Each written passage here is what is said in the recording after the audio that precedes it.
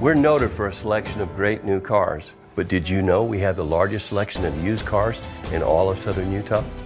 Our service centers are filled with people that are highly trained to meet your needs and find something for everyone's budget and lifestyle.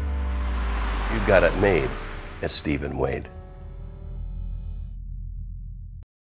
It was January 13, 2011 that the St. George Municipal Airport opened its doors to the public. Now, 4 years later, it's looking forward to adding new flights.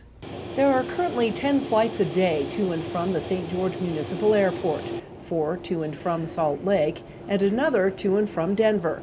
Beginning March 5th, United Airlines will offer another set of flights to and from Denver. I think with the addition of this early morning flight coming back in the late evening, you'll see an upswing in the business traveler, because then he can go there and do business during the day and come back still and just have one day of travel. So the passenger growth has grown each year since the new airport opened. 2014 set a record, and in 2015 with the new Denver flight, they'll have a record number of seats offered in St. George, so we would be expecting to have another record in 2015 for the number of passengers using the local airport. Located about 7 miles south of the city limits, the airport offers passengers a more leisure check-in and less crowded conditions with the shorter travel time.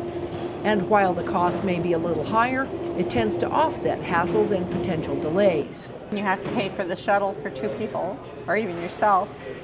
It all adds up, and it's much cheaper just to come here. It's convenient. Don't have the road construction, so a long ride. It's pretty airport and nice scenery. So. Well, we have 476 parking spots. We average about 280 to 290 a day filled. So you know we're over half filled all the time. People are starting to figure out it's better to fly out of St. George than it is to drive down to our neighbor to the south of Las Vegas. While commercial travel might appear to be the mainstay of the air traveling public, it's actually the private flying sector of aviation that keeps this airport hopping. Every year we have about between 65 and 70,000 operations a year.